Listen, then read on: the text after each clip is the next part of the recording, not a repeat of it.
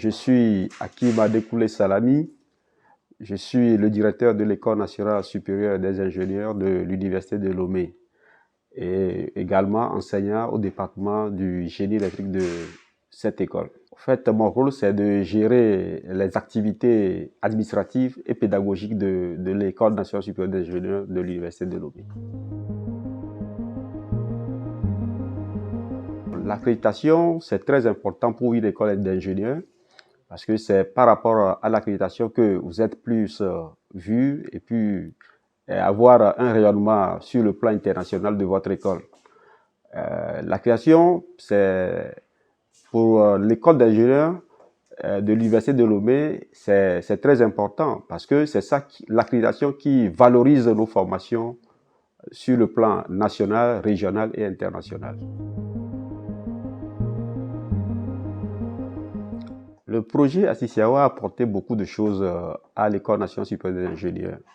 Plus précisément, si nous regardons actuellement côté pédagogie, les enseignants qui dispensent des enseignements à l'École nationale supérieure des ingénieurs ont changé leur habitude, la manière dont ils enseignent et la manière dont ils font voir les enseignements aux étudiants.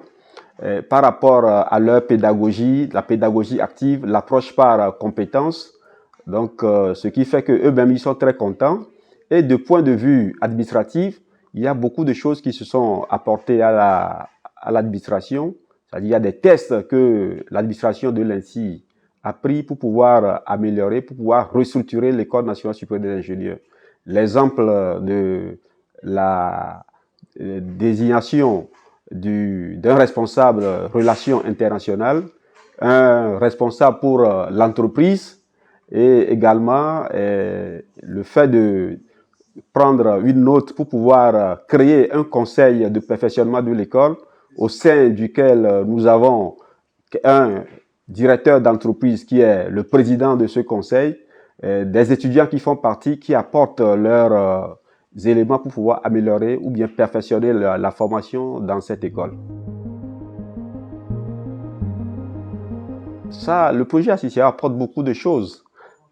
Précisément, nous avons noté que lors du projet Assisiao, ce n'est pas les enseignants permanents de l'INSI seuls qui ont été formés.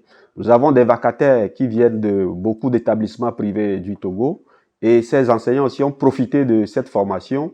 Et je pense que partout, ils parlent de ce projet.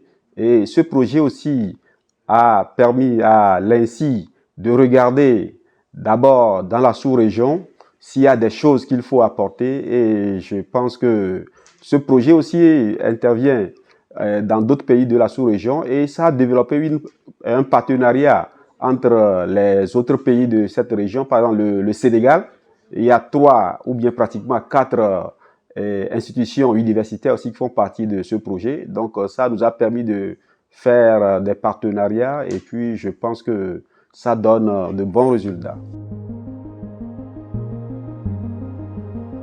Cette rencontre, au fait, c'est pour faire, disons, un bilan de tout ce que nous avons déjà fait et d'aller toucher du doigt les réalités, surtout au niveau des bailleurs qui ont financé ce projet, et de tirer une conclusion générale sur les résultats obtenus. Le projet, je pense qu'il y a l'aspect très important, puisque ce projet nous a apporté un financement qui va nous permettre d'équiper nos laboratoires pédagogiques.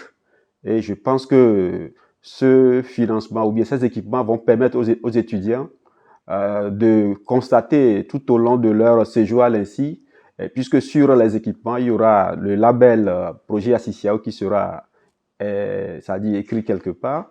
Donc, c'est pour leur montrer que ce projet a apporté quelque chose dans leur formation.